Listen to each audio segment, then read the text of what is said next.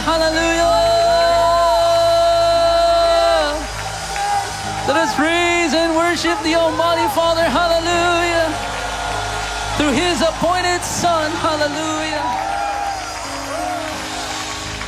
We thank the Almighty Father forever through His appointed Son, for we have been brought out from bondage to freedom, from freedom to salvation, and soon glorification in the seventh heaven. And we will never forget what the Father Almighty has done for us, where He has led us from to where we are today in blessings, in freedom, and salvation. And every day we will be forever grateful and thankful to the Almighty Father. We will praise Him. We will never complain. We will not be full of doubt, but we will full of faith and thanksgiving to the Almighty Father every day for what the Almighty Father has done for us through His appointed Son. As sons and daughters, we will be forever grateful. We will count our blessings every day. We will be thankful to the Almighty Father for where we are in blessings, in freedom, and salvation. And thanksgiving to the Almighty Father all over the world as sons and daughters of the Almighty Father. We thank the Father for the message of peace, of love, of salvation and freedom that we have received through His appointed Son. And as sons and daughters of Almighty Father all over the world, in thanksgiving, let us offer our prayer of fulfillment, confession, affirmation of sons and daughters, and the seal of God, or the seal of salvation. Our Father,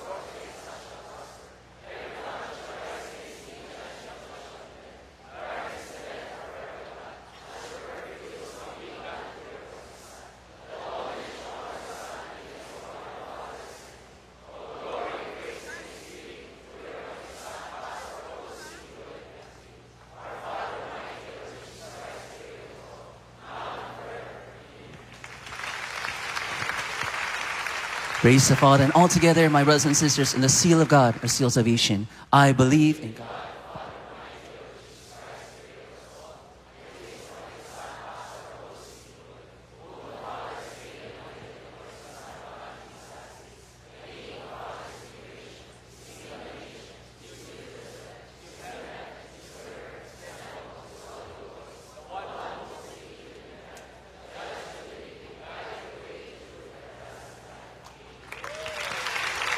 Praise the Father. Let's give the Father a big hand clap offering, my brothers and sisters. Hallelujah. Praise the Father Almighty. Truly we are blessed in these last days that the Father has never left us nor forsaken us, but He sent us His guide in these last days to lead us to freedom and salvation. And we will thank the Almighty Father for in these last days, the Almighty Father has led us by the pillar of cloud by day and the pillar of fire by night.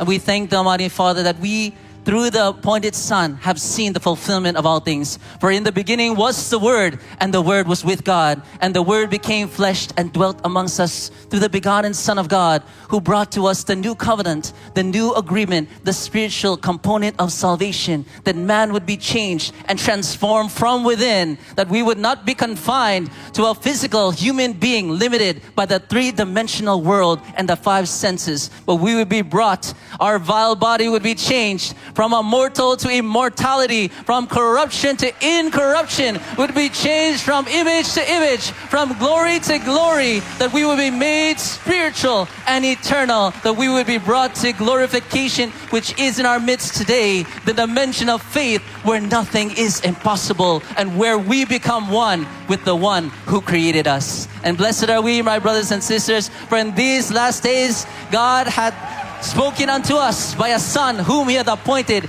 heir of all things. He spoke to our fathers by the prophets, but now through a Son.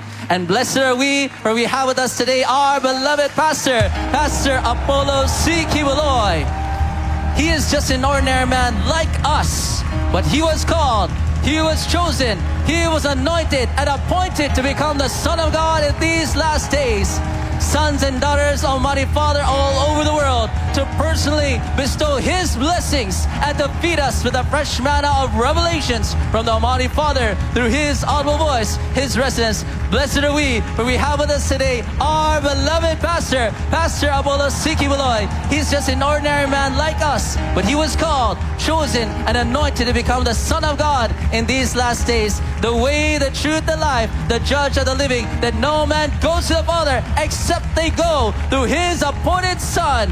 Make way for the appointed Son of God, the judge of the living, our beloved pastor, Pastor Apollo C. Kibuloy.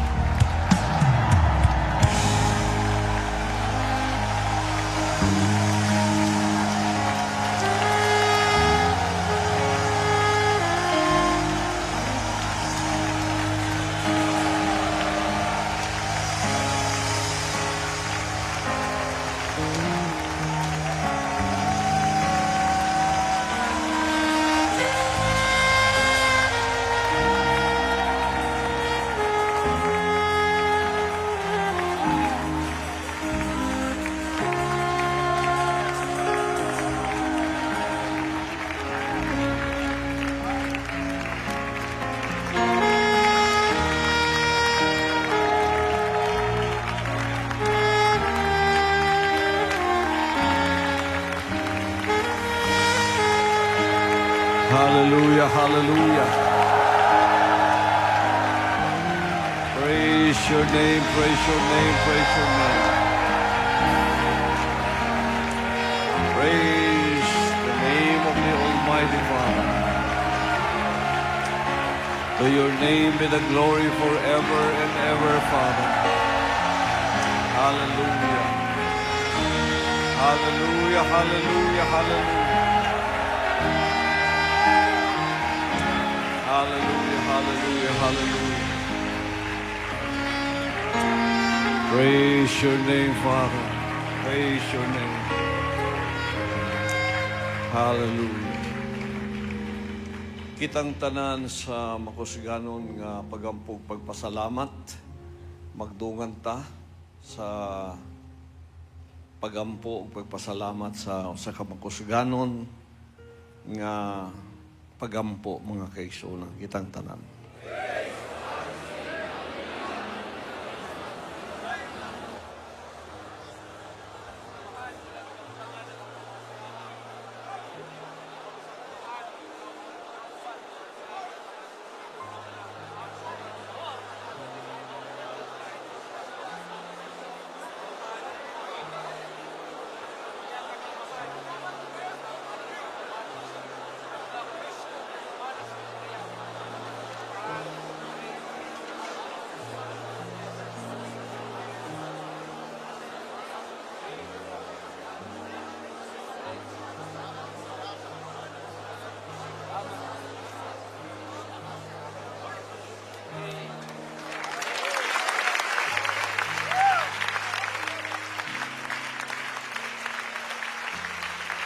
Hallelujah, hallelujah.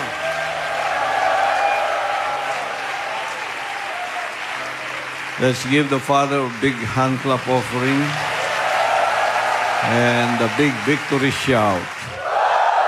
Kamusta mong silingan ng naangamahan, manalangin kanimo. Makalingkod ang tanan, mga kaigsuonan. Sigurado ko na lang na sa mga sandaling ito, walang isa man sa inyong nakaupo dito na walang problema. O sa inyong mga nanonood na wala kayong problema. Isa sa mga bagay na ginawa ng Diyos sa inyong buhay na natunghayan ninyo ang programang ito ay sapagkat naghahanap kayo ng solusyon sa inyong problema. You keep on flicking your remote control until you came across this program called The Hour of Truth. You've seen me preaching through television, and it caught your attention, and it made you stop your searching for other channels, and you begin to listen to the words of God until before you know it, your heart have already been opened, and the Word of God is lodged in it, and it germinated, and it began to grow, and it attracted you to the salvation of the Lord. In other words, the Lord loves you. In other words, the Lord made a way for you to find out that the real meaning of life can only be found when you find the Lord and He lives in your heart. Malalaman mo lamang ang tunay na pamumuhay pagka nalaman mo ang Panginoon at Siya ay tatahan sa iyong puso sa pamamagitan ng Kanyang salita. Mahalaga ito sapagkat hindi tayo mawawala ng problema sa mundong ito. Palagi tayong may problema. Hindi tayo mawawala ng problema habang tayo'y naririto. Problems will always be with us. You cannot deny the fact that this world is full of problems. Many are man-made. Many have been sown by the devil when men fell from the grace of God. And some of those problems have been created by us. But you cannot deny the fact, whether it is man-made, you made it, the devil made it, problems are here to stay. Wala tayong magagawa, hindi natin maaaring baguhin ang sitwasyon ng ating buhay. That's a little bit gloomy when I say that, because problems many times are not welcome in our lives, especially if they are problems that makes us so burdened that we go into depression. But I am here to preach to you the good news, or the gospel. The good news, the gospel is called the good news because the Lord will not leave you in depression or alone in your problem. The Lord will make a way for you. He will make a way for you. Gagawa ang Diyos ng paraan na sa kalagitnaan ng iyong problema, bibigyan ka niya ng pamamaraan sa buhay. Na pagkatapos matanggap mo ang pamamaraang yan, ang problema ay liliit na kahit 1,000 problema pa ang umatake sa buhay mo, ang kapangyarihang ibibigay ng Diyos ay sapat upang malampasan mo ang lahat ng yan. Hallelujah! Maraming Kristiyano ngayon, ang problema nila ay ang panahon. Ang pagsamba sa Diyos at ang pagbibigay luwalhati sa Kanya sa panahong ganito ay isang pribilehyo ng pagpapala. You are blessed when you come into the house of God. Give your thanks unto Him, pray to Him, listen to the words of God, and worship with the people of God. That is a privilege that not many people do have. Only those that have been bought by the blood of Jesus Christ. And you are here today enjoying that privilege by just maybe raising your hands and say, praise the Lord, or hallelujah. That means praise be to God.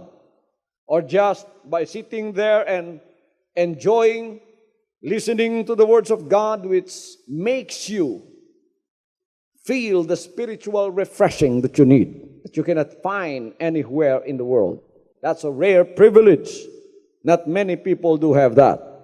At tayo ay bahagi ng pagpapalang yon na tinatanggap natin ang mga salita ng Diyos na walang humpay sa ating buhay. Pinapasalamatan natin siya sa mga panahong yan. Ngunit marami ngayon ang mga Kristiyano na hinahadlangan ng kaaway na hindi nila natatanggap na patuloy ang pribilehyo ng pagsamba sa Diyos upang lumawak at lumago at lumalim ang kanilang pananampalataya sapagkat napakaliit ng kanilang problemang hindi malampasan. Yan ay problema lamang ng panahon. Pagka medyo maulap, sinasabi nilang, hindi ako makapunta ng panambahan ngayon sapagkat masama ang panahon, baka umulan at ako'y magkasakit. Pagka mainit naman, sasabihin namang mainit sa bahay-sambahan, baka ako'y pawisan, magkaroon ako ng pneumonia. Pagka naman linggo, magandang panahon, hindi mainit, hindi maulap, masakit naman ang ulo. Hindi ako makapunta, masakit ang ulo ko. Natataon pa namang nasasakit ang ulo niya pagka oras na ng panambahan. Pagka tapos ng panambahan, yung kanyang sakit ng ulo ay nawawala. Ito ay atake ng demonyo sa buhay mo upang hindi mo matanggap ang lubusang pagpapala na kanyang ipinangakong tatanggapin mo. You cannot receive the fullness of the blessings of God if you stay home during Sunday or during the day in which the people of God gather themselves together in the holy house of God to listen to the words of God being preached to them. Hindi ka maaring pagpalain yan. I appreciate you listening to me and viewing me on television. Yun po ay panimula na ang Diyos ay kukunin kayo sa inyong pagkakatali sa masamang espiritu. Ngunit huwag po kayong manatili na kontento lamang hanggang telebisyon na hindi tayo magkikita. Humanap kayo sa pinakamalapit na extension ng the kingdom of Jesus Christ. The name above every name, the King of Kings and the Lord of Lords. Pumunta kayo doon, makipag-isa sa lahat ng mga anak ng Diyos, pumuri sa Kanya sapagkat ginawa ng Diyos ang isang araw sa isang linggo para po sa inyong ikalalago. There is no satisfaction except spiritual satisfaction that comes first. Kaya sinabi niya, seek you first the kingdom of God and His righteousness, and all these things shall be added unto you. These adverse weather conditions that I've talked to are physical in nature. They are forces outside that your physical body feels. But when the Word of God comes into you, it gives light to your heart. It gives you direction. Physical forces outside, hindi na po considered yon ng iyong spiritual na pananampalataya. Hindi na considered ang time. Hindi na considered ang oras. Anumang panahon, anumang mga kalagayan ng iyong pamumuhay. Pagka oras ng pagtanggap ng pagpapala sa pamamagitan ng salita ng Diyos, tayo ay naroroon at walang hadlang na maaaring itapon ng demonyo na makahadlang sa pagtanggap natin sa pagpapalang yan. Hindi natin iniiwasan ang mga araw na ito ng pagsamba sapagkat sa araw nito ng pagsamba, diyan ibinubuhos ng Diyos ang mga pagpapala. Itong napapakinggan ninyong mga salita ng Diyos ngayon, hindi lang ninyo nalalaman kung anong ginagawa niyan sa inyong buhay. Pinagpapala kayo. Kaya sabi ng Panginoon, mag-ingat kayo kung ano ang inyong napapakinggan. Mag-ingat kayo kung ano ang pumapasok dito sa inyong mga tenga sapagkat yan ay magkakaroon ng bunga di magtatagal. I would like to expound to you a spiritual truth. Your body is like soil in the sight of God. Parang lupa ang iyong pag-iisip at ang iyong puso. Yung salita na naririnig mo sa labas, sa akin, sa salita ng Diyos o kanino man, yan ay mga binhi na itinatanim sa iyo at yan ay tutubo at aanihin mo isang araw. Kaya't mahalaga, sabi ng Panginoon, at ingatan ninyo kung ano ang inyong napapakinggan. Bakang napakinggan ninyo puro mga negatibong bagay at pinapasok ninyo sa inyong puso at isipan. Someday, those words will grow and they will bear fruit and you will harvest those fruits. Kaya ingatan mo kung ano ang pumapasok dyan. Pagka negatibo, bunga ng laman na mga salita, huwag mong papasukin. Pagka yan ay kagalitan, huwag mong papasukin. Ano ang bunga ng kagalitan na naitanim sa iyo? Pag-aaway. Pagka yan ay kahirapan na pinuputol ang relasyon mo sa Diyos na hindi ka mananampalataya sa Kanyang banal na salita, naging negatibo ka. Ano ang aanihin mo? Isang araw, lalago yan, tutubo ang negative spirit. Ano ang aanihin mo? Karukhaan, walang pagpapala na dadapo sa buhay mo. Kaya't ang salita ng Diyos mahalaga. Papasukin mo sa iyo. Mahalaga ang panambahan, amen? Mahalaga ang pagsamba sa Espiritu sa katotohanan, tulad nito. You may spend 2-3 hours in the cathedral today, or you may spend 1 hour and 30 minutes listening to me by television. But those hours spent listening to the words of God are not in vain. They are quality hours because it's the Word of God that comes into you. Pagkatapos ang mga salitang yan, lalago. Lalago. Paglago ng mga salitang yan, aanihin mo ang pagpapala. Aanihin mo ang kapayapaan. Magtataka ka na lang, sapagkat sa panahon ng kabagabagan, may problema ka. Pero nagtataka ka, sapagkat parang walang nangyayari sa iyo. Hindi ka napapanik. Bakit? Ganito ang dinadama ng buhay ko na kahit napakabigat ng problema ko, parang wala lang sa akin. Sapagkat yung kapayapaang yon ay itinanim sa iyo sa pamamagitan ng salita ng Diyos. Ngayon ay nagbubunga na sa iyo at tinutulungan ka ng ating Panginoon. Mahalaga yan. We must give God first place. We will be a blessing and receive a reward if we reject Satan's fair weather excuses. Maraming excuses gagawin si Satanas sa iyo. Pero pagkaaraw ng panambahan, huwag mong tanggapin ang anumang excuse o anumang alibay na ibigay ng demonyo sa iyo. Kailangan by all means, nandoon ka upang tanggapin ang mga salita ng Diyos. Alam ba ninyo ang salita ng Diyos ay tunay na ginto? Huwag na kayong maghanap ng ginto kung saan paman. Mga gintong nakatago na Yamasita, mga gintong sinasabi ng iba, meron daw sa kanila sapagkat may mapa, may nanaginip ako, pastor. Napakarami daw ginto doon sa ilalim ng aking kusina. Panaginip lang. Tapos hinukay ang kusina, umabot sa sala, umabot sa kwarto. Nawasak ang bahay. Semento lahat ang nakita at lupa. Walang ginto, wala pang bahay. Pagka nanaginip kayo ng ginto, ang ibig sabihin noon, ang tunay na ginto ang binibigay ng Diyos sa inyo. Salita niya. Alam ba ninyo na ang tunay na kayamanan ay salita ng Diyos? Pagka tinanggap mo yan, unang-una yayaman ang iyong kaluluwa. Marami ang mga tao ngayong masyadong filosopo, masyadong physical ang pananaw sa buhay, masyadong material ang pananaw sa buhay. They consider you a fool when you serve God. They consider you a weakling and a hermaphrodite if you serve God.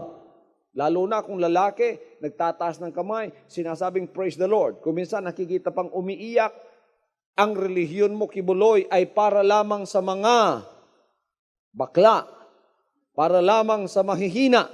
Sa Bisaya pa, kanang relihiyon na, para lang nas mga huyang. Membro sa mga huyang. Dili ba may mga huyang din, Maraming mahina rito ang pumasok at naging tunay na lalaki. Hallelujah!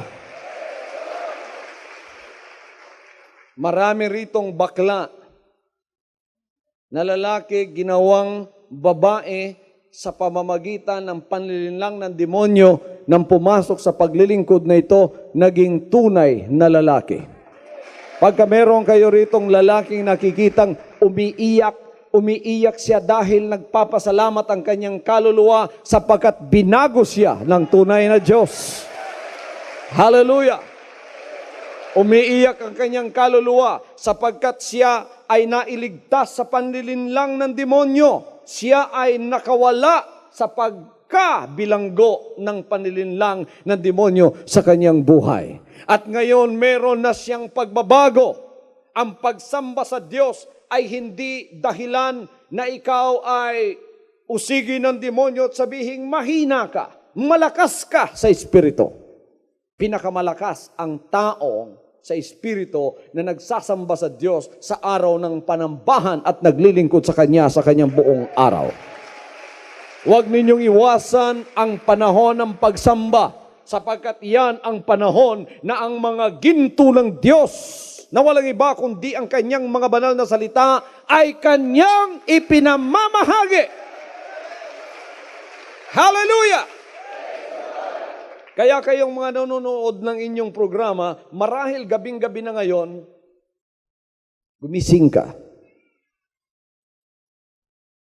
Buksan mo yung mata mo. Kumuha ka ng tubig, manghilamos ka para mawala yung antok mo. Manood ka muna ng programang ito. Magtiis ka ng konting panahon. Sapagkat maraming milagrong mangyayari sa buhay mo pagka ikaw ay nakatapos sa panonood ng programang ito. Hindi alam ng marami yan, mga kapatid. Pero tayong mga taga-kaharian ng ating Panginoon, alam na natin ang mga sekretong espiritual. Hallelujah! Ang iba, pagod na pagod ang kanilang katawan sapagkat ang hinahanap nila ay yung gintong nakikita, hinahanap nila yung trabaho, 6 to 6 para siya makapagsweldo ng malaki. Ngunit kung yan lang ang hinahanap mo at wala ang spiritual dimension ng buhay mo, you will end up with nothing. Because all of these are fleeting. Money will have wings and it will fly away. Your job will be gone one day because somebody's waiting to get it. Your strength will wane when you get old, or when you get sick, or when the Lord leaves you and you are left into the fate of the hands of the devil. But with God in your heart, by searching and by listening to His words and by serving Him, by doing His will, you will remain and last forever. Hallelujah! Kaya sabi ng Panginoon, without me, you can do nothing. Without me, you can do nothing. You can do everything in your own power, but you have limitations because you are just a physical being and you have limitations. But when God is with you, no problem is big enough that you cannot solve it. When God is with you, no obstacles are big enough that you cannot overcome them. Napakasarap maglingkod sa Diyos pagka alam ninyo ang kanyang pamamaraan. Itong pagpunta sa bahay-sambahan sa araw ng panambahan, pinakamalaking pagpapala yan. Hindi mo ba mafe-feel ngayon? Pero isang araw aanihin mo ang pagpapalang dinadala ng iyong pakikinig ng salita ng Diyos sapagkat ang kanyang mga salitang tinanggap mo ay mga ginto na nakapasok na sa iyong kaluluwa at yan ay gintong tunay. Alam ba ninyo, hindi ninyo mabibili ang kapayapaan? You may have many monies in the bank, but you cannot buy peace with your money. Only the Lord can provide peace for you. Many millionaires and billionaires and rich people have so much money that they could ever think of. But they don't have peace. Maraming pera, pero walang kapayapaan sa bahay. Walang pag-ibig sa kanilang bahay. You cannot buy love. You cannot buy peace. You cannot buy serenity. You cannot buy security. Only the Lord can provide that. And you are wise enough to serve Him and to come to Him and listen to His words. Accept His words unconditionally in your hearts. Kaya ngayon, inaani naman ninyo ang pagpapala. Nakakatulog kayo ng mahimbing, ano man ang mangyari, ang seguridad ng Diyos ay nasa sa buhay mo at meron ka pang kapayapaan. Whether it's just a very small thing, but it can hinder your blessings to God. Meron pang isang bagay na maliit na napakaliit pero kuminsan nagiging problema. Meron ba kayong mga pitaka dyan? Ako, kaya wala akong pitaka eh. Wala no. Kayo nanonood ng TV, may mga pitaka ba kayo dyan? Kuminsan yan ang dahilan ng inyong problema. Pagka tinignan mo na naman ang pitaka mo, walang laman. Pagka walang laman, nawawala yung kagalakan mo at nagkakaroon ka ng aburidong espiritu. Hindi ka malapitan ng ibang tao. Sabi nila, bakit aburido ka? Hindi mo masabi, pero hindi lang ni alam na wala ka palang pera. Until you know it, your joy and sadness is connected with a piece of paper. Na merong aginaldo, merong ayan, Aquino. O yan, malungkot na dati. O. Hindi mo alam, katagalan, ang kalagayan ng iyong espiritu ay konektado na sa isang papel na may print, na may mukha ng tao at merong numerical number kung magkano yan, isang pirasong papel na kakabit ang iyong kagalakan at ang iyong kalungkutan. Huwag ninyong ikabit ang puso ninyo sa pitakan nyo. Maraming snatcher dyan. Pagka nakuha yan, ayun ang buhay mo, nakuha na rin niya. Putulin natin yon. Let us detach ourselves from our wallets. Let us detach ourselves from our wallets. Kailangan yung wallet mo, ang attachment niya nasa bulsa mo at nasa pagkain mo at nasa tiyan mo. Pero wag sa puso mo. Huwag mong mahalin ang pera higit pa sa Diyos. May pera ka o wala, pagka ang Diyos ay nasa sa iyo, ikaw ay kailangang merong kagalakan. Hallelujah! Bakit masaya ka? Wala akong pera. Oh? Ibang espiritu ito Sa mundo, hindi ganon, di ba? Kaya huwag kayong magpadala sa espiritu ng sanlibutan. Kaya ang lahat by hook or by crook hinahanap ang pera sapagkat yan ang source ng kanilang kagalakan. Many people sell themselves because of the love of money. Many women sell their flesh because of the love of money. Many people kill other people because of the love of money.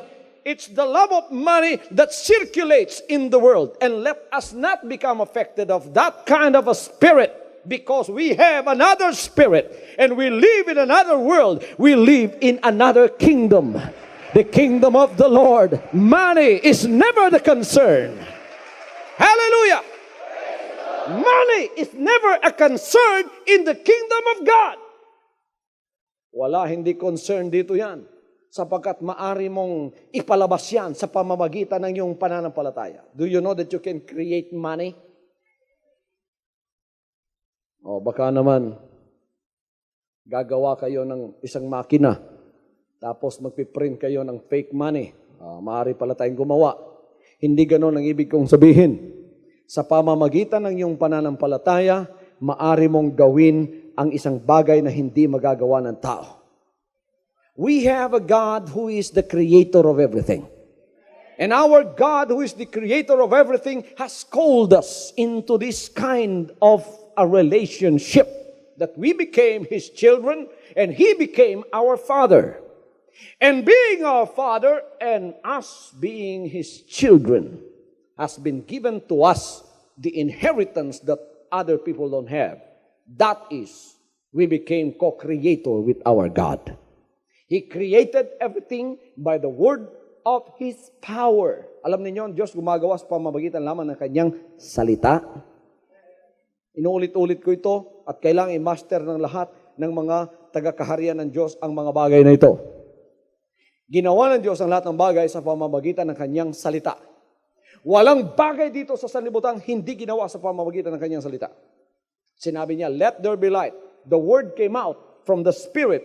Let there be light. Biglang-bigla nagkaroon ng liwanag. Let there be firmament. Biglang-bigla nagkaroon ng langit.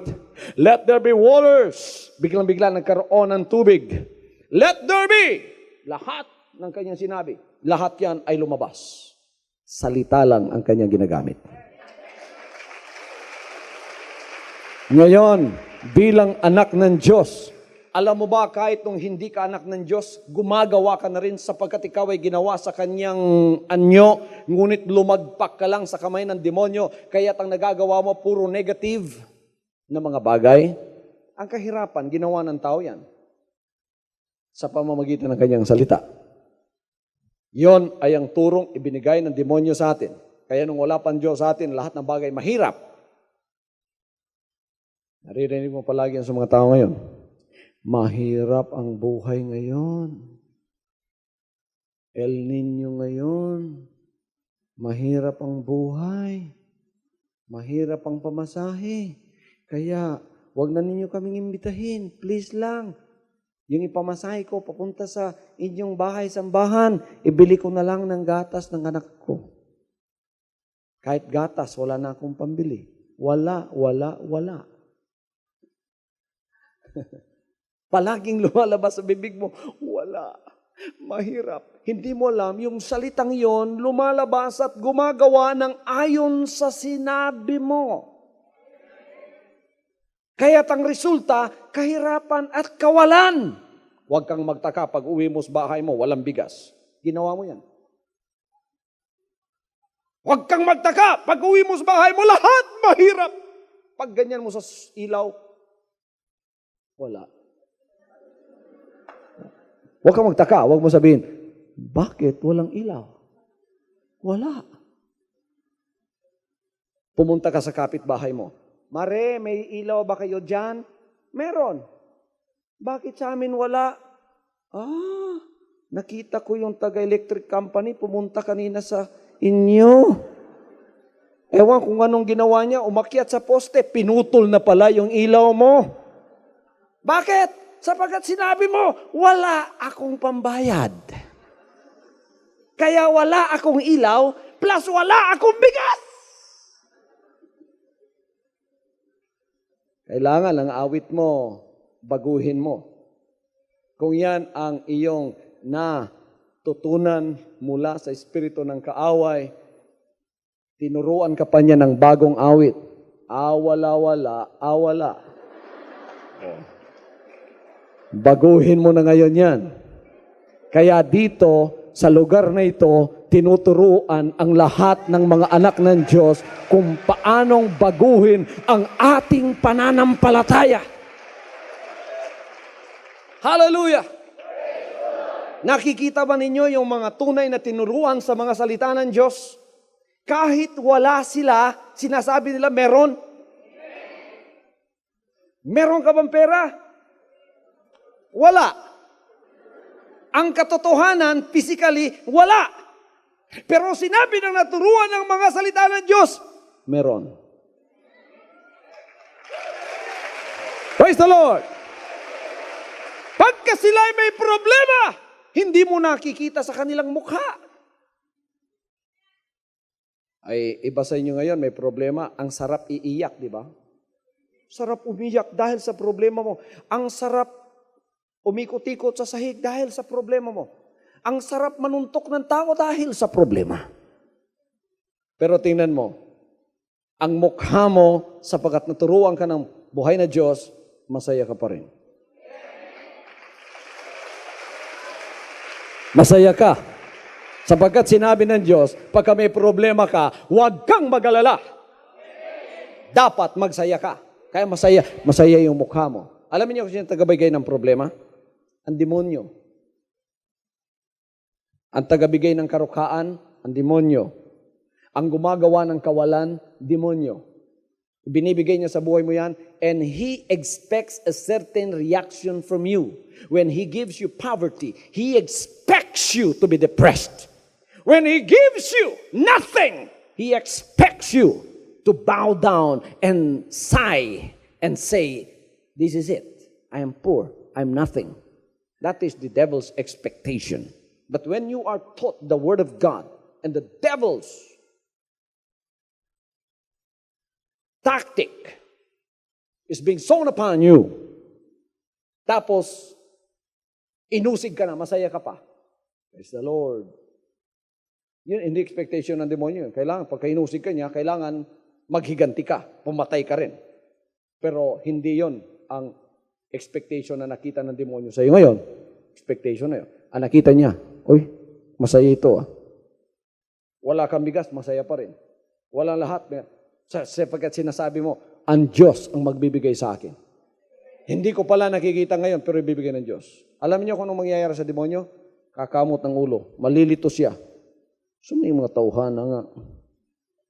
May mga bugas, malipayon man hinoon.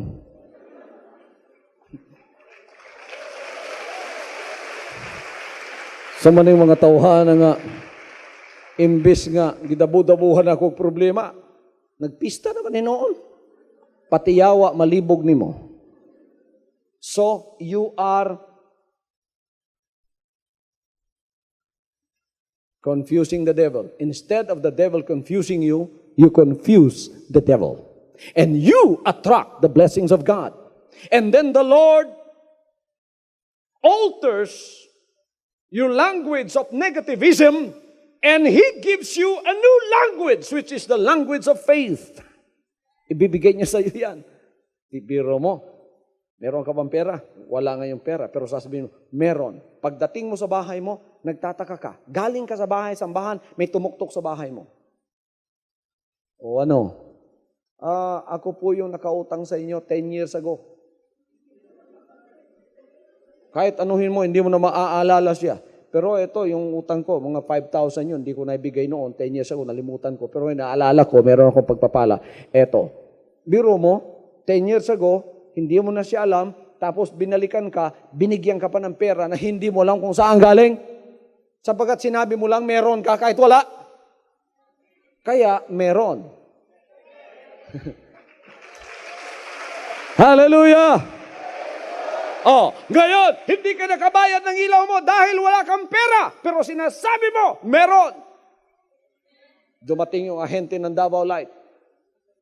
Hinanap yung bahay mo. Nalito siya. Ang napuntahan niya yung bahay ng kapitbahay. Yun ang naputulan, ikaw meron pa rin. Hallelujah! Gagawa ng paraan ng Diyos sa pamamagitan ng salitang lumalabas sa iyo. Those are the language of faith. The Bible says, when you have the language of faith, you become a co-creator with God. And you begin to create by means of your words. You can let things manifest physically in the physical realm of this world. Anything that you like. Kaya pera, walang problema yan. Magkano kailangan mo? Sabihin mo lang, paliparin mo. Kailangan ko ng 50,000. Then after that, forget about it. It is the power of faith that will create that money for you. Then wait for it. Pagkatapos, hintayin mo. Hintayin mo. Pabayaan mo ang Diyos. In God's own due time, when He sees it fit for you to receive that, whether you like it or not, you will have it. Because you have already created it by the word of your faith. So, impitakan nyo, hindi na problema yan ngayon. So, hindi niyo sasabihin, mahirap magsamba, Pastor, kasi wala kaming pera eh. Wala na, hindi na pwede yun. Gawin mo, sapagkat anak ka na ng Diyos. Kaya kayong nanonood sa iyong TV ngayon, nagiging mahirap sa inyo yung karta moneda nyo, hindi na problema ngayon yan. Mapoproblema ka ngayon kung saan mo ilalagay yan sapagkat yan ay kakapal sa pamamagitan ng pagpapala ng Diyos. Di ba? Kung wala nga pera yan, anak ka ng Diyos, masaya ka sapagkat hindi na nakakabit, nakasalalay dyan ang iyong kagalakan. Your sadness and your joy is never connected with your wallet anymore. It's connected with God. Whether your wallet has money or not, it's nothing for you, and it's not connected with your joy and your sadness anymore. Because you've learned the truth that it is God who provides everything for you. Kung masaya ka na wala kang pera, lalo na kung meron na yan. Pero wala na roon ang kagalakan mo. Nandoon na sa Panginoon. Habang ang Panginoon ay nasa sa iyo, magsaya ka. Gusto niyo yung hindi mawalan? Merong sinabi ang Diyos, sinabi niya, give, and it shall be given unto you. Magbigay ka, at ikaw ay bibigyang muli. Nagtatanim ba kayo? Ang oras na in-spend niyo rito, pagtatanim yan. Tinataniman mo, iniinvesan mo ang spiritual na buhay mo. You are investing spiritually right now as you sit there and listen to the words of God, clapping your hands in worship and praise to Him, singing hymns unto the Lord. That is a spiritual investment that one of these days will come back to you and you will reap the reward of that. Tingnan mo. Yung iba, hindi nila alam yun. Asaan sila ngayon? Nasa mga kabaret, nasa mga alibangbang, nasa mga, ano yun?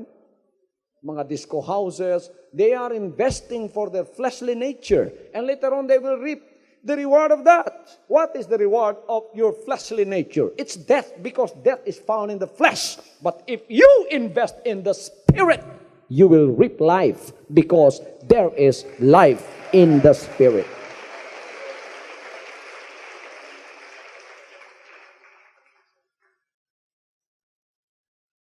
Sinabi ng Panginoon, give, and it shall be given unto you.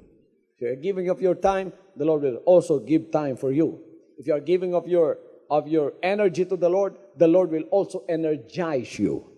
If you give some of your money to the Lord, which in the Bible says you give your 10% or your tithes and offering, then the Lord will give you the added bonus and blessings that you need, which is financial also, in nature. Tingnan ninyo ngayon ang tao. Masyado ng selfish ang tao. Very generous siya sa kanyang sarili. Some are generous toward themselves and other people. But they are tight-fisted with God. When it comes to God, they murmur when they give. Oh, bakit ako magbibigay diyan kay Kibuloy? Mayaman na yan. You are not giving to me, you are giving to God. Bakit ako magbibigay diyan kay Kibuloy? Hindi kayo nagbibigay sa akin, sa Panginoon kayo nagbibigay sapagkat sinusunod natin ang kanyang sinabi sa banal na kasulatan. Meron bang pagpapala sa Luke 6:38? Meron.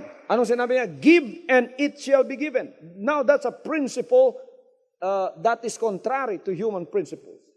Because to human, in order for you to receive, you must have to ask and then receive. But with God, if you want to receive, you must give. Pagtatanim yun. Bago kayo umani sa mga parang nyo, bago kayo umani ng palay kung kayo ay isang magsasaka, anong ginawa nyo? Pumunta lang ba kayo doon pagkatapos tiningnan lang yung inyong sinasaka, tapos sinabi nyo, next week ako'y babalik, aani ako dyan. No. You have to farm it and then you have to plant the seeds. Itanim mo yung iyong mga binhi at ikaw ay babalik at aani ng kaukulang ani. Sa harap ng Diyos, meron tinatawag na spiritual law of reaping and sowing. Sowing and reaping. Kung anong tinanim mo, yon ang aanihin mo. Kaya pagka kayo nagtatanim ng spiritual investments, you will reap the dividends here and in the life to come, eternal life ang iyong aanihin. So pagka ikaw ay nagsusupply ng mga bagay na ito, kahit nasa dalangin mo lang, dinadalain mo, Panginoon, pagpalain po ninyo si Pastor Kibuloy sa kanyang pangangaral, Palakasin pa ninyo siya, pahabain ninyo ang kanyang buhay. Exactly what you are praying for, it will happen to you. Babalik sa iyo yan. Panginoon, pagpalain po niyo Pastor Kibuloy, bigyan ninyo siya ng bagong sasakyan. Before you know it, ikaw na may bagong sasakyan ka na. Panginoon, pagpalain po niyo Pastor, bigyan ninyo siya ng protection kahit sa pumunta. Before you know it, protection is going to come to you. Merong kapangyarihan yon sapagkat sinabi ng Diyos sa akin yon. Kung ano ang iniisip at ginagawa ng tao sa iyo, yun exactly ang babalik sa Kanya sapagkat yun ang itinatanim niya sa harap ko. Hallelujah! Mao nang kamong sigig hiwi na ako, mga hiwi mo kadugayan. Ano? Mao na inyong ipugas, kamong sigig daot na ako, ang kadaot di mo bulag sa inyong balay. Ha? Kamong, sige, panalangin na ako. Panalangin ni Pastor. Ang panalangin di mo bulag sa inyong balay. Hallelujah! Kayo na nagmamahal sa ministering ito, ang pagmamahal ng Diyos ay hindi hihiwalay sa pamamahay nyo. Kayong idinadalangin ninyong lumago ang ministering ito at lumago ang paglilingkod na ito ng inyong pastor, ang inyong buhay ay lalong lalago at lalong pagpapalain sa lahat ng mga idinadalain nyo. Babalik sa inyo yan. Lahat naman kayong umuusig sa ministry ito, meron pa kayong chance na magbagong isip at magsisi at bumalik sa Kanya at sabihin, ako'y nagsisisi, kasalanan pala yung ginawa ko, ginagamit ako ng demonyo, meron ka pang pagkakataon bumalik bago umani ka sa mga bagay na hindi mo dapat anihin. Exactly what you have sown, that is exactly what you are going to reap in the last days. Kaya ngayon ang panahon na malaman ninyo ang bagay na yan. Ang ating mga pag-aalala, isa yan na nakakahadlang upang tanggapin natin ang pagpapala ng Diyos. Kaya sinabi niya sa Matthew 6:34, take no thought, for the morrow shall take thought for himself. Huwag kayong mag-alala sa bukas. Huwag niyong alalahanin ng bukas. Naririto kayo ngayon, huwag kayong mag-alala sa oras. Let time flies. Let time go. Release time. Don't be time conscious when it comes to your salvation. When it comes to serving God. Don't be imprisoned by time. Time, event, space. Huwag kayong magpatali diyan. Sapagkat pagka tayo lumalakad sa eternidad, walang space, walang time. Kaya yung mga malalayo, galing pa ng Turil ang iba, galing pa ng Santo Tomas ang iba, alayo-layo nila pero nandito sila because they don't consider time. How many hours you travel from Panabo, Tagum, to Davao City? How many hours you travel from Turil to Davao City? How many hours you travel from downtown to here? Kinukwenta ng iba yon. Gasolina, pamasahe, oras, space, oras. Wala yan sa Panginoon. Pagka nasa Panginoon ka, walang space at walang time. We contract space and time. That's why the heavens, the third heavens, where God is living or where God abides, can only be traveled in 6 minutes flat, earthly time, pagka ikaw ay lumalakad sa Espiritu. Kaya kayo nandito na sa karya ng Diyos sa lupa, ang layo na nang naabot nyo. Umabot na kayo sa hangganan. Hallelujah! Umabot na kayo sa pintuan, sa hangganan ng kaharian ng langit. At alalahanin ninyo na lupa nga itong planetang sanlibutan. Pero wala tayong kaibahan sa mga planeta at mga bituing nakikita ninyo sa kalawakan. Sapagkat tayo ay kasama nila sa kalawakan. We are hanging with them. If you go to the planet Mars, you will feel like you are on Earth also. And when you raise your eyes to heaven, you will see the same stars that we see here on planet Earth. Kasama natin yung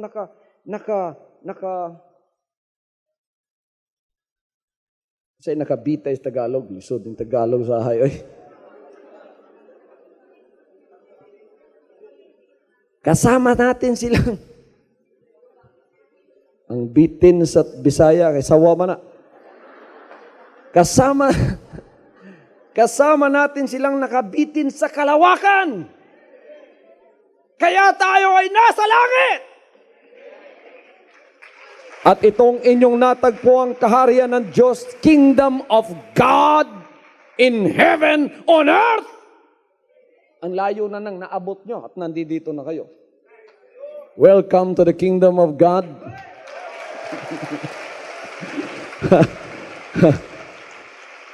This is your first stop, and I am your first teacher to teach you on how to live in the kingdom of God. Tinuturuan tayo ngayon dito sa planetang ito kung paano tayong mamuhay sa kaharian ng Diyos at pagkakayo ay trained na sa pamumuhay ng kaharian. Isang araw darating ang spaceship ng rapture. Kukunin tayo at ililipat tayo sa tunay na kalalagyan nyo. Hallelujah!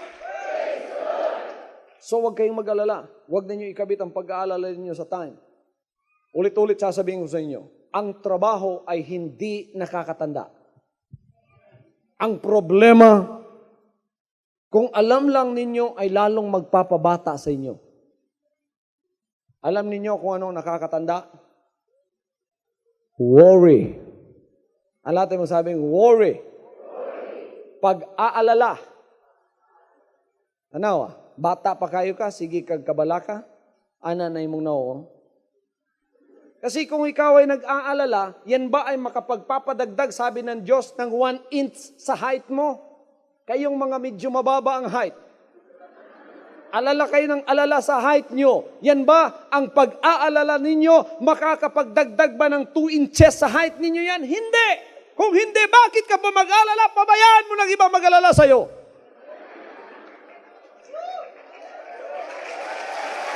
Hallelujah! Oh, hindi pala makapagpapadagdag sa height ko ito, inano ako, 4'9" lang ako, si kaglakaw diya sa mga mall diya, ang uban na balakan mo, ikaw malipayon. Sige lang tanong, saan ka na niya pagkabot dito? Saan ka na niya? Silang na balaka, ikaw, sige kakalipay.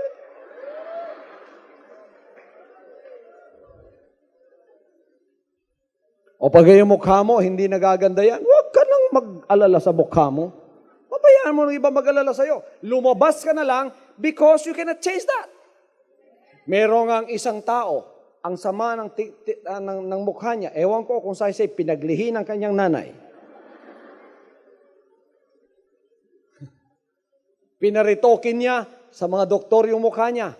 Nung naritokin na, ang ilong niya, imbis 2 lang andito, 3 na. Lalong sumama ang kanyang mukha. So do not change the things that you cannot change. Don't worry about the things that you cannot change for yourself. Just accept them as they are and be happy with God that He has given you life and that He has given you strength and that He has led you to His own salvation.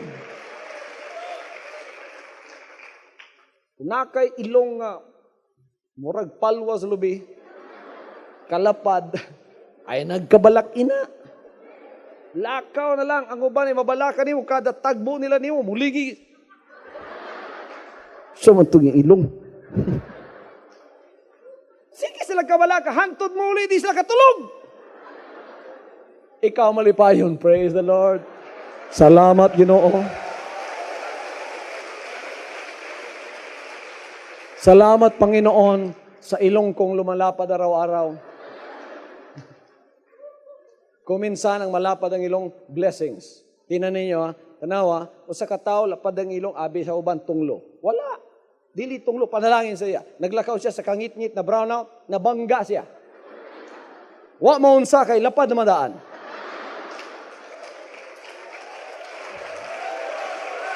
Kung taas-taas ba to? Buak kung tayo andre. Nya kay lapad na madaan, panalangin. Praise the Lord. Oh, naon sa imong ilong? Wa maguba, kay guba naman daan. Huwag ka nang mag-alala sa bagay na hindi mo na mababago pa sa buhay. Sa physical mong anyo. Amen! Amen! Yung mababago mo, baguhin mo! Pero hindi mo na mababago, huwag mo na baguhin yun. Tingnan niyo si Michael Jackson, lahat ng pera nasa sa kanya. Bawat taon, ibang ayos ng kanyang ilong. Iba yung cartilage na nilalagay. Ngayon, yung doktor, sumurrender na. Hands up ng doktor, sabi niya, I cannot do anything for your nose anymore. In 4 years' time, your nose will collapse and you will look like a ghost. Wala nang magagawa, di ba? Ang ganda-ganda ng mukha niya, pinaayos niya. So, kung anong binigay na mukha ng Diyos sa iyo, tanggapin mo na yan. Kung kwadradong mukha mo, praise the Lord. Kung triangle ang mukha mo, praise the Lord. Huwag ka nang mag-alala sa bagay na yan. Amen. Tanggapin mo na lang kung anong bigay ng Diyos sa iyo. Tayo kasi kung minsan hindi kontento sa buhay natin, kaya napakarami ng ating pag-aalala sa mga bagay na hindi kinakailangang alalahanin. Tayong mga Pilipino, mahilig na magpaputi ng mukha ng lahat. Kaya lahat ng mga, ano yan? Number 1, number 2, number 3.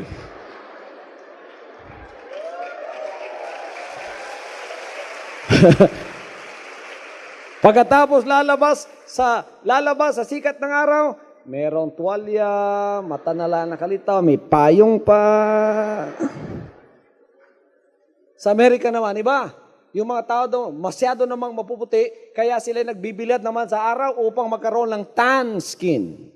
Magkaroon ng brown skin tulad nyo. When white people sees you, they admire your color.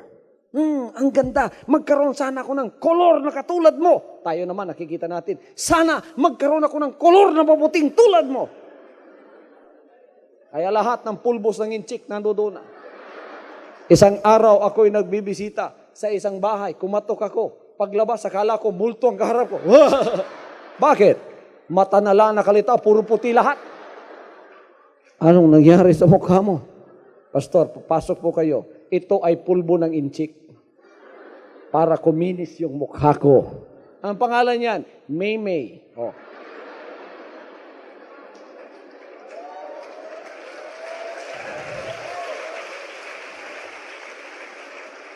Don't worry. Kung hindi nyo magagawa yan, huwag na ninyong alalahanin pang mga bagay na yan. Basta maghilamos na lang kayo, maligo kayo, magsabon kayo. Yun ang magagawa nyo. And then walk and live your life in a daily routine. And thank God for what you have. Hallelujah! Kung wala kayong bagong sapatos, humingi kayo sa Panginoon. Huwag kayong mag-alala. Huwag kayong mag-alala. When you begin to worry, you insult God. Because when you worry, you are trying to say to God, you can't do anything anymore for me. That's why I am worried. I am sickly worried about myself because God cannot do anything anymore for me. You are making God powerless when you worry. Maraming magagawa ang Diyos sa'yo. Humingi ka lang. Sinong kailangan ng bagong sapatos dito?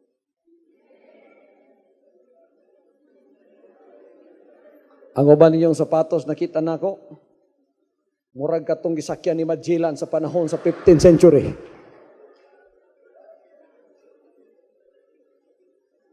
Nangahiwi na sa kadaan. Ipasyain na ninyo na sa boy. Nahurot ang usa ka bito ng boy ni surrender. Nung, di naman yun ni mo sinaw. Sa ang pagsinaw ng tanampan ni tanan, napakpak na. Kailangan mo na ba, huwag kang mag-alala, humingi ka sa kanya. Sabi, pahingi ng sapatos, Panginoon. Bilang alagad ng Diyos, ako'y humihingi rin sa Panginoon, palagi. Humingi ako ng bagong sapatos, tingnan, ganda ng sapatos ko. Sabi ng demonyo, kaya si Kibuloy, kailangan maglakad yan. Walang sapatos. Kailangan mangaral ka tulad ni Jesus Christ, walang sapatos! Alam niyo kung merong ganitong sapatos noon, merong ganito ang Panginoon, di ba? Sapagkat siyang gumawa sa lahat ng bagay, di ba? Tapos sinabi ng demonyo sa akin, sa lahat daw ng pastor, ako lang nakapajero. They worry about me. They worry about my Americana. They worry about my shoes. They worry about my car. I'm not worried!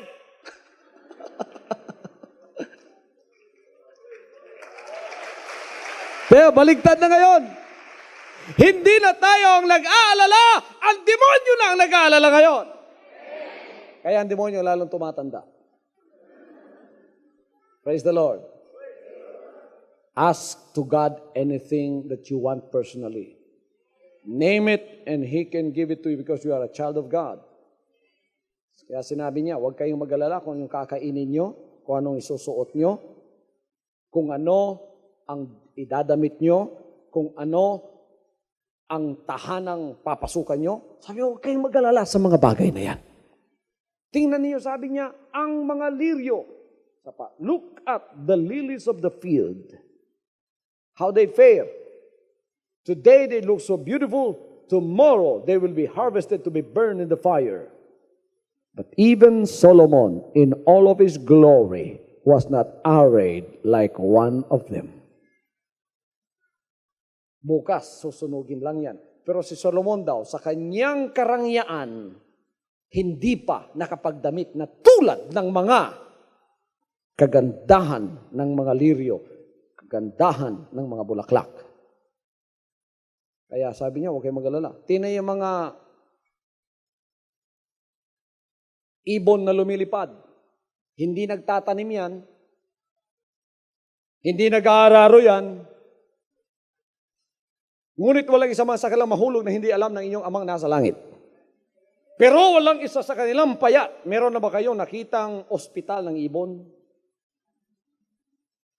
Meron na kayong nakitang ospital ng ibon? Wala, di ba? Mataba sila lahat. Billions and trillions of birds fly every day. They don't work, but they eat. And the Lord feeds them every day. Sabi niya, mas mahalaga kayo sa mga ibon. Huwag kayong mag-alala. Hallelujah! Magtrabaho kayo pero huwag kayong mag-alala. Ang trabaho hindi nakakatanda at ang problema ay hindi nakakatanda. Ang pag-aalala ang siyang nakakatanda. Difficulties and distresses may be used as your stepping stones. Don't worry about them. We should utilize our trying circumstances for a more closer relationship with God. With our faith and God's help, we can reach the highest and the best. So you may have trying circumstances in your life right now. Instead of worrying about those circumstances in your life, use them as stepping stones. Utilize those circumstances and tell the devil to his face, my God is able to do exceedingly, abundantly, above all that I am able to ask or think according to His power and glory. Magagawa ng Diyos sa iyo yan. So let the devil worry, but you as a child of God, never worry about these things. Tapos hintayin mo ang Diyos. Ito ay yung pinakamasaklap diyan kung minsan ang tao hindi makapaghintay. I have seen the attitude of so many of us. You just look at the traffic. Everyone wants to go ahead. Everyone wants to go ahead. When there is a four-way stop, everyone tries to cram in the middle of the intersection because they want to go ahead. They cannot wait. I've been traveling most of my life. When I go to the airport, I see the people. We are given boarding passes, and we have boarding cards, and we have numbers. We will board the passengers by numbers. But you know what happened? When boarding time is called, Flight 8134 Manila is boarding. You know what happened? All of the people try to cram into the entrance. But they have their own boarding time. 3 diagonal line will board first, second diagonal line will board second, and first diagonal line will board last. Alam niyo nangyayari? Lahat sila. Because they cannot wait. This is the attitude of people in the last days. They cannot wait. They want to go ahead. But when you want blessings from the Lord, don't let impatience be the hindrance of your blessings. Wait upon the Lord. He said, they that wait upon the Lord shall renew their strength. They shall mount up with wings as eagles. They shall run and not be weary. They shall walk and not faint. Many Christians lack patience. Waiting can be most difficult, but it also can be most rewarding. This is one of the attitudes that God wants you to have. After you prayed to Him, wait for the answer. Pagkatapos mong nanalangin sa Kanya, hintayin mo. Huwag mong pangunahan ng Diyos. Ampo ka. Ginoo, gaya kong sinina, be. Gaya kong Amerikana, pareha pastor kibuloy, be.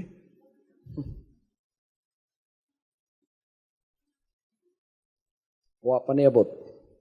Kadugay Ginoo, oy. Ingon ng Ginoo, buot-buot ay. May rabag siya mo hatag. Igo ra ka na ngayo. Imo pa kumbutan ka na sa ihatag. Di na ino na ako ni hatag na. Maoy imo. Wait on the Lord. Yan, pagkabigay ng Diyos, nakakapagbigay kagalakan. The blessings of the Lord, it maketh rich and addeth no sorrow with it. Walang kahalong kalungkutan ang pagpapala ng Diyos.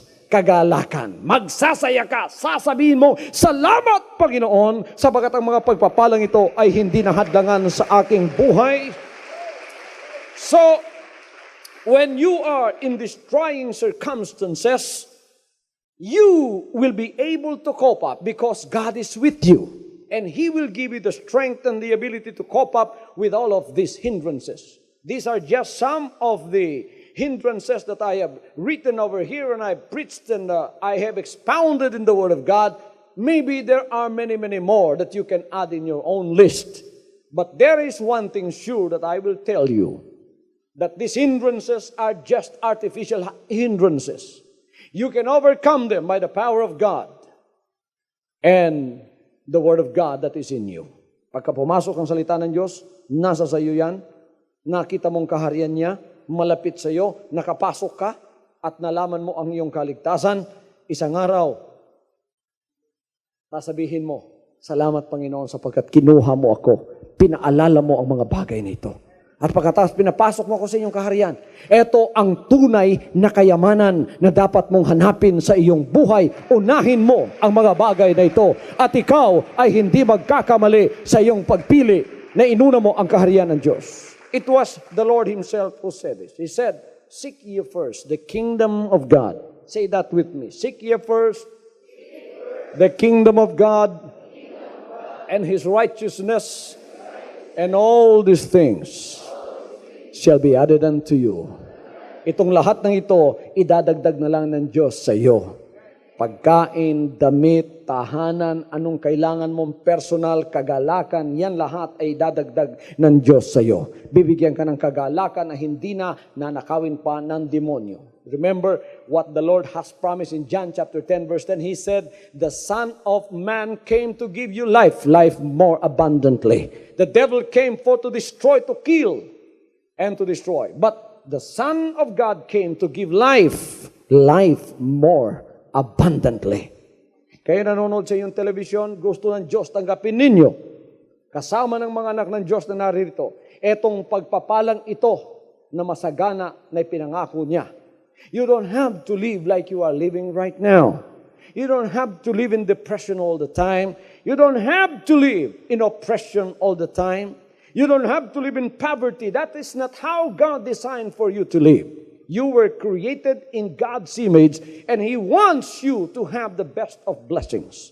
Only the curse that the devil gave you and that the devil made you in prison with is still with you, and you don't know the way out.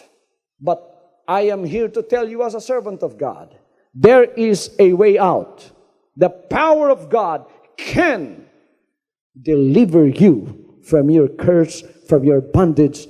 And this is the very moment that you have to decide for yourself and say, Lord, I want to be free. I have to know the truth because the truth will set me free. Ang pagkakataon mo ay ngayon. Gumawa ka ng desisyon. Mahal ka ng Diyos, ngunit dapat mahalin mo rin ang kanyang mga salita. Gumawa ka at sabihin mo, hindi ko kailangan ng pang-aapi ng demonyo sa aking buhay. Ang mga hadlang na ito upang tanggapin ko ang pagpapalang ito, kailangang malis sa buhay ko. I want to live like the way you want me to live, Lord. At ang gusto ng Diyos, mamuhay ka sa gana. Walang karamdaman. Lahat ng bagay available sa iyo sapagkat anak ka ng Diyos. Lahat ng kailangan mo. Sabihin mo, kasama ko, lahat ng kailangan ko sa buhay ay kayang ibigay ng Diyos sa akin. Sapagkat ako ay anak niya at siya ang aking ama. Sinusuko ko ang aking sarili sa iyo. Bigyan mo ako ng bagong espiritu. Alisin mo, Panginoon, ang espiritu ng kasalanan sa buhay ko. Ipasok mo ang isang panibagong espiritu, espiritu ng kaligtasan, pagpapala, at pagsusunod sa inyong kalooban. In Jesus' name. Hawakan mo ang TV set mo at ako'y dadalangin sa iyo. Anak ng Diyos, saan ka man ngayon, ano man ang hadlang na demonyo, ano man ang pag-aalalang nasa sa iyo, ano man ang sumpa ng karukaan at karamdamang nasa sa iyo, pinalalayas ko yan sa pangalan ni Kristo Jesus. Sa autoridad na binigay niya sa akin bilang kanyang lingkod sa huling araw, yang mga sumpa na ibinigay ng demonyo sa iyo at nakatali ka sa mga sumpang yan, ngayon ay lalayas sa buhay mo. Tanggapin mo ang milagrong yan. Gagaling ka sa iyong karamdaman, magkakaroon ka ng pagpapalang pinansyal na iyong hinahanap, lalago ka at magkakaroon ng kaginhawaan sa pamumuhay mo at magkakaroon ka pa ng kaligtasang karagdagan ng buhay na yan. Kompleto ang dulot ng Diyos sa iyo na buhay na masagana. Tanggapin mo, anak ng Diyos, sa pangalan ni Kristo Jesus. Tanggapin mo ang pagpapalang yan. In Jesus' name. In Jesus' name. From now on, Holy Father, not my will, but your will be done.